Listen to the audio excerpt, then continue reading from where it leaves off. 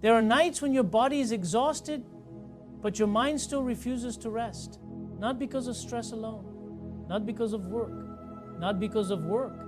not because life is simply difficult, but because somewhere deep inside you, something has felt wrong for a very long time.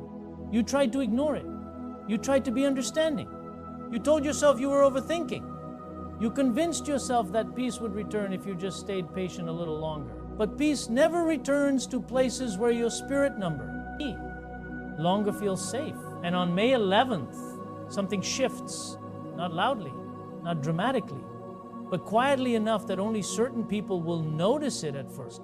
A sentence will suddenly feel heavier than usual. A silence will reveal more than words ever did. A person you kept defending in your mind will begin to feel emotionally unfamiliar. And for the first time in a long time, your intuition will stop whispering. It will speak clearly. Because sometimes God does not remove your confusion immediately. Sometimes He allows the discomfort to grow until you finally stop betraying yourself just to keep others comfortable. That is what makes this moment different. You are not losing your peace. You are finally realizing who has been disturbing it. There is a strange kind of exhaustion that comes from constantly shrinking your instincts to preserve relationships. Some people know this feeling too well.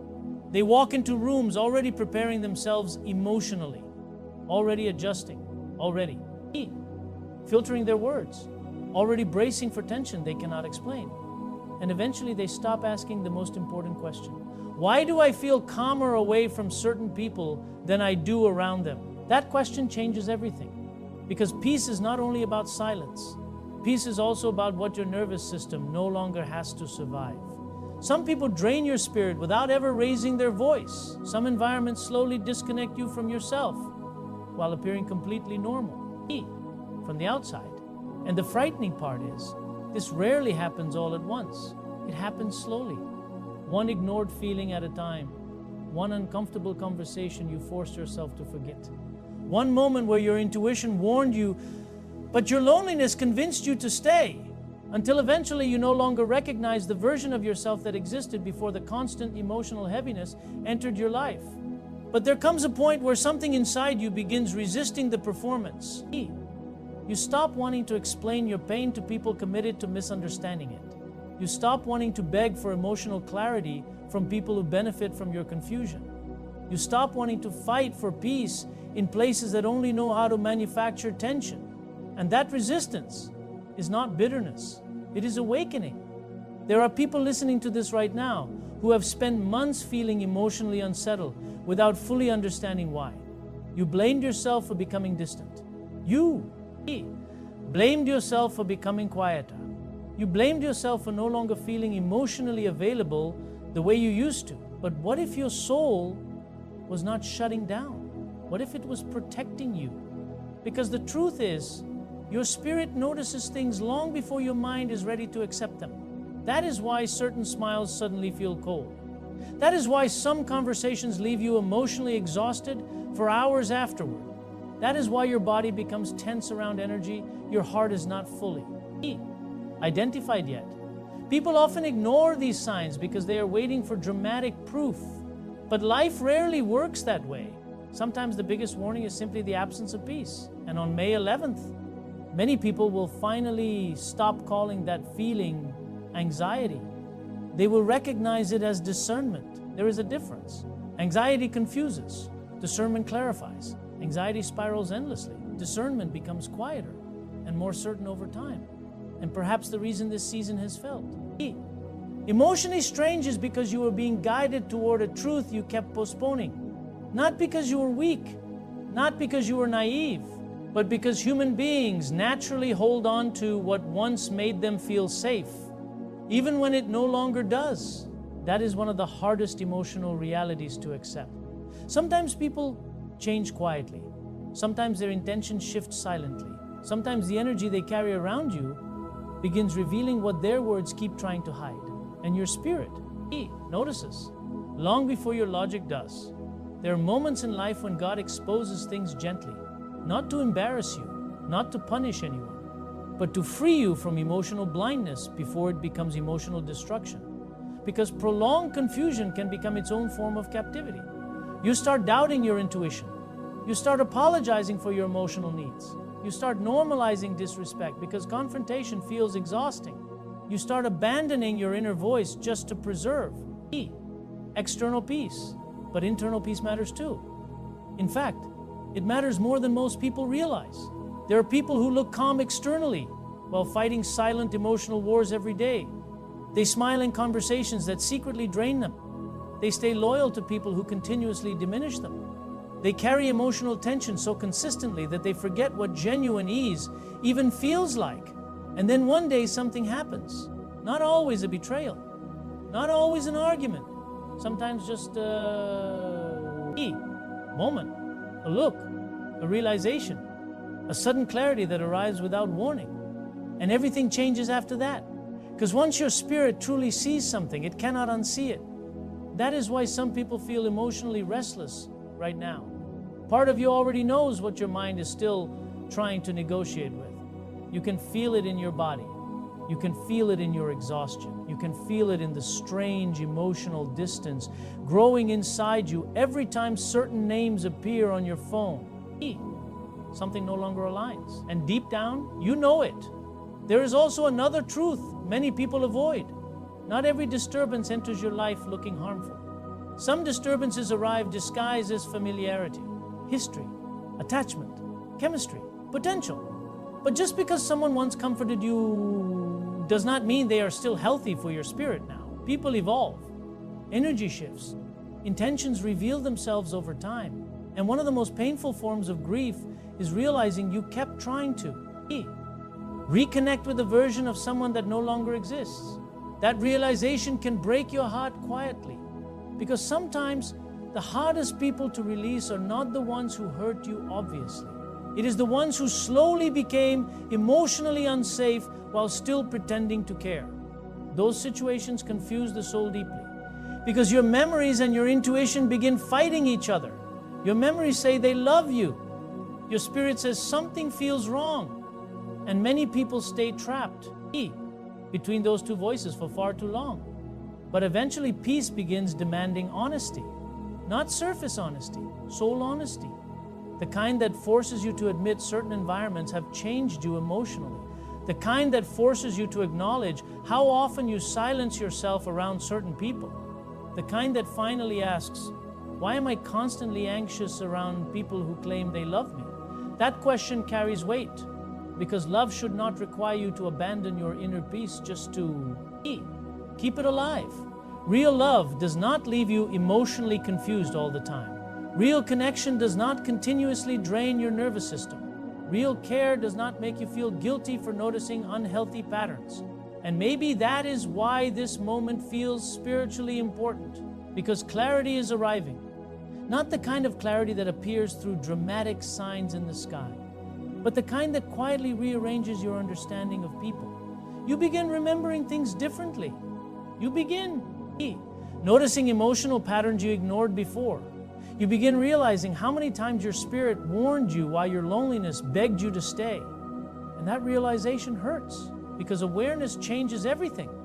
Once you recognize the source of your emotional unrest, pretending becomes exhausting. You stop romanticizing inconsistency. You stop excusing disrespect. You stop interpreting emotional neglect as depth, and slowly, peace starts returning. Not because life suddenly becomes perfect, but because your soul no longer has to constantly fight against what your intuition already knows. There is something deeply spiritual about emotional exhaustion. Not all tiredness comes from doing too much. Some tiredness comes from carrying energy that was never meant to stay attached to you this long. That is why certain people feel lighter after creating distance, not happier immediately, not healed overnight, but lighter, as if their spirit can finally breathe again. Because peace is not always the presence of something. Sometimes peace is the absence of what was quietly harming you. And many people are about to understand that in a deeply personal way.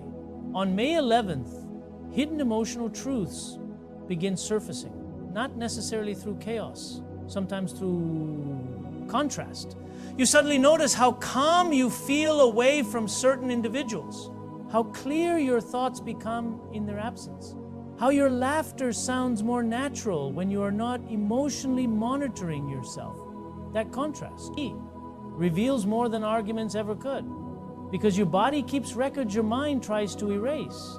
It remembers the tension, the walking on eggshells, the subtle emotional manipulation disguised as concern, the conversations that always left you feeling smaller afterward. And eventually your spirit grows tired of translating discomfort into loyalty. This is where many people are now, standing between familiarity and freedom. And freedom feels terrifying at first, because even painful connections can become emotionally addictive when they are familiar enough. People become attached to cycles, to unpredictability, to temporary affection followed by emotional distance, to relationships where they must constantly earn reassurance, not because they enjoy suffering, but because the human heart adapts to what it experiences repeatedly. That is why healing often feels unfamiliar in the beginning. Peace can feel strange after prolonged chaos. Silence can feel suspicious after emotional inconsistency. Gentleness can feel uncomfortable after years of survival mode. But eventually something inside you begins recognizing the difference between connection and emotional captivity. And once that recognition happens, you begin changing quietly. You stop over-explaining yourself. You stop chasing people emotionally. You stop forcing conversations your spirit no longer wants to participate in. Not from pride, from clarity. There is power in finally trusting the discomfort you once dismissed, because your intuition is not your enemy. Sometimes it is the last honest voice remaining when everything around you feels emotionally distorted. And perhaps that is why this message found you now, because part of you already sensed a shift approaching. You felt it in your sudden need for solitude, in your emotional fatigue, in your growing desire to protect your peace more carefully than before. That is not selfishness, that is wisdom forming. Too many people destroy themselves, trying to maintain access to others who continuously disturb their spirit. They call it loyalty, they call it patience, they call it unconditional love. But some forms of suffering are not holy. Some emotional battles are not assignments. Some people are not meant to remain in your life forever, simply because they once mattered deeply. And accepting that truth can feel heartbreaking, especially when you genuinely wanted things to heal, especially when you kept hoping people would become who they once pretended to be. But healing begins where denial ends. There is a reason your peace has become more valuable recently. Your soul is becoming more honest. You are beginning to notice how certain environments affect your emotional state, how some conversations leave you inspired while others leave you drained, how some people celebrate your growth while others subtly resent it. And once those patterns become visible, your energy starts shifting naturally. You become quieter around performative people, more protective of your spirit, less willing to sacrifice your mental peace just to preserve temporary harmony. That transformation is deeply important, because emotional maturity is not learning how to tolerate more pain. It is learning how to recognize what no longer deserves access to your inner world. And access matters. Not everyone who understands your vulnerability deserves proximity to it. Some people study your softness only to discover where you are easiest to wound. That truth unsettles many people because they want to believe good intentions are universal. But discernment exists for a reason. Not everyone enters your life to protect your peace. Some enter to test whether you will abandon it, trying to keep them comfortable. And many people do exactly that for years, until eventually their spirit becomes too exhausted to continue pretending. That exhaustion is sacred in a strange way, because it forces honesty. It forces you to stop romanticizing emotional confusion. It forces you to stop ignoring your own emotional signals. It forces you to confront the possibility that the peace you keep praying for may require distance from what keeps disturbing it. That realization changes people. You can hear it in their silence afterward. A different kind of silence, not sadness, not bitterness, just awareness. The awareness that some doors only remain open because fear keeps standing in front of them. Fear of loneliness, fear of disappointment, fear of starting over emotionally. But there are seasons where God allows discomfort to become undeniable because comfort was keeping you trapped. And perhaps this is one of those seasons. Not everything falling apart is punishment. Sometimes clarity feels painful because illusion felt comforting. There are people listening right now who already know exactly who this message is about. A name entered your mind almost immediately, not because you hate them, not because you want revenge, but because your spirit has been trying to warn you for a long time. And warnings do not always arrive through disaster. Sometimes they arrive through exhaustion, through emotional heaviness, through unexplained sadness after certain interactions, through the growing realization that your peace keeps disappearing around the same people repeatedly. Patterns matter, especially emotional patterns, because what repeats without resolution eventually reveals intention. And once that truth becomes visible, your relationship with yourself begins changing too. You stop doubting your instincts as much. You stop needing constant external validation for what your spirit already understands. You stop abandoning your inner voice every time someone makes you feel guilty for listening to it. That is growth, quiet growth, invisible growth, the kind that happens internally before your life changes externally. And maybe that is the real shift happening now. Not just exposure, alignment. Your soul is becoming less willing to participate in emotional environments that require self-betrayal. That is why certain conversations suddenly feel unbearable. Why fake energy exhausts you faster now. Why your tolerance for emotional inconsistency has quietly disappeared. You are changing, not into someone colder, into someone clearer. There is a difference. Clarity does not hate people. It simply stops confusing emotional chaos for connection. And once you experience genuine peace again, you realize how much tension you normalize in the past. You realize how often you apologize for things that were never truly your fault. How many times you carried emotional responsibility for people unwilling to carry their own. That awareness can feel overwhelming at first, but it also becomes freeing, because peace returns the moment you stop fighting yourself internally. The moment your actions finally align with what your spirit has known for months. And that alignment changes your energy completely. You begin sleeping differently, thinking differently, breathing differently. Not because all your problems disappeared, but because your soul no longer feels trapped inside constant emotional contradiction. That is what exposure ultimately does. It removes confusion, not always instantly, not always dramatically, but enough for your spirit to finally stop questioning what it already sensed. And maybe that is why this moment feels strangely emotional for some people. Because deep down, you know chapter is ending, not necessarily through confrontation, sometimes through quiet emotional detachment. The kind that happens when your soul finally becomes too tired to keep forcing connection where peace no longer exists. And despite how painful that realization may feel, there is also something beautiful about it. Because the moment you stop abandoning yourself to keep others comfortable, healing begins. Real healing. Not performative positivity. Not forced forgiveness. Not pretending nothing. Affected you, but honest healing. The kind that allows grief and clarity to exist together. The kind that finally lets your nervous system rest. And maybe that is what your spirit has needed all along. Not more explanations, not more signs, not more chances for people determined to misunderstand you. Just peace. Simple, honest peace. The kind that does not require you to silence your intuition. The kind that does not disappear every time certain people enter the room. The kind that allows you to feel safe inside your own mind again. That peace matters more than you know.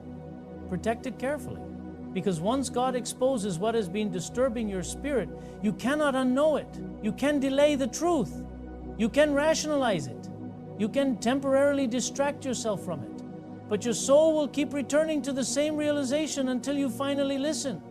And maybe tonight, you finally will.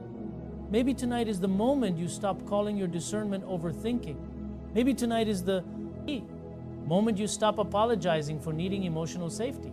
Maybe tonight is the moment you finally understand why your spirit has felt restless for so long. Not because you were broken, but because something around you was no longer aligned with the peace meant for your life. And once you recognize that, everything begins changing quietly, not all at once, but deeply.